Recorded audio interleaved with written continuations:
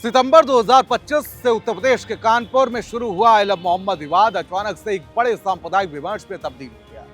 वाराफात के अवसर पर मुस्लिम समुदाय द्वारा एक गेट पर आई लव मोहम्मद लिखा हुआ एक बैनर लगाया गया, जिसमें तंबू, लाइटिंग और साज सज्जा भी की गई।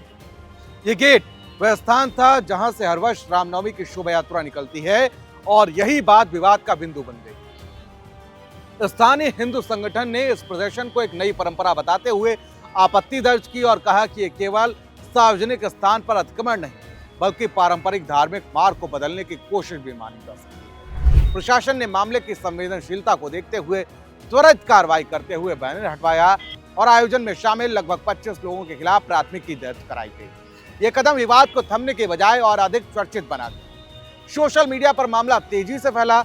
आई लव मोहम्मद हैशटैग ट्रेंड करने लगा और देश के अन्य हिस्सों में भी इस नारे के समर्थन और विरोध में आवाजें उठने लगी। मुस्लिम समुदाय के लोगों ने इसे अपने नबी से प्रेम का एक सार्वजनिक अभिव्यक्ति बताया, जिसे रोकना न केवल धार्मिक स्वतंत्रता का उल्लंघन है, बल्कि एक समुदाय को दबाने की कोशिश की। उन्होंने सवाल उठाया कि अगर कोई आई लव कृष्णा या आई लव राम कहे तो क्या वह आपत्तिजनक माना जाएगा या फिर आई लव मोहम्मद लिखना जैसे अपराध हो गया।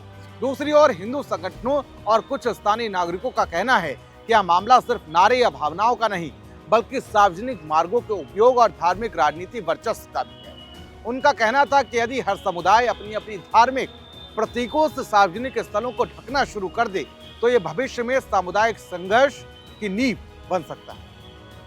आरोप ये भी लगाए गए हैं कि कुछ मुस्लिम युवकों ने पास में लगे रामनवमी से संबंधित पोस्टरों को फाड़ दिया, जिससे वातावरण में तनाव और अधिक बढ़ गया।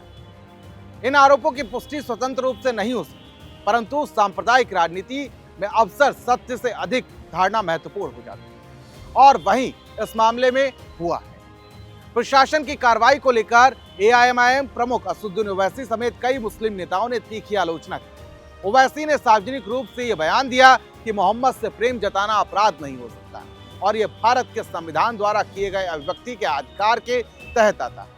उन्होंने यह भी कहा कि यदि किसी धार्मिक आयोजन में भावनात्मक पोस्टर लगाए जाएं तो उसे टारगेट करना केवल एक समुदाय को निशाना बनाने का प्रयास है। दूसरी ओर बीजेपी और हिंदू संगठनों ने प्रशासन का समर्थन करते हुए कहा कि धार्मिक भावनाओं को सामाजिक व्यवस्था पर हावी नहीं होने देना चाहिए और अगर कोई धार्मिक परंपरा स्थापित करने की कोशिश करता है तो वह सामुदायिक संतुलन के लिए खतरा हो सकता है। इस पूरे प्रकरण ने एक बार फिर से संवैधानिक सवाल को उठाया है, जो बार बार भारत जैसे विविधतापूर्ण समाज में खड़ा होता है कि क्या अभिव्यक्ति की स्वतंत्रता और धार्मिक भावनाओं की सीमा रेखा क्या है।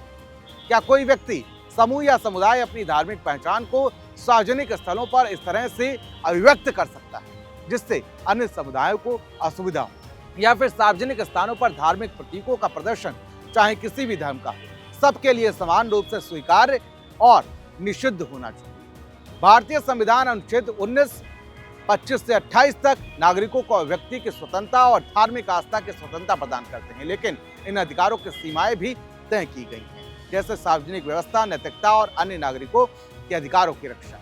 कानपुर की इस घटना में यही संतुलन सबसे बड़ा प्रश्न बन गया है कि क्या यह प्रदर्शन धार्मिक अभिव्यक्ति था या सार्वजनिक स्थान पर एक प्रकार का शक्ति प्रदर्शन। क्या एफआईआर दर्ज करना प्रशासन की निष्पक्ष कार्रवाई थी या राजनीतिक दबाव का नतीजा।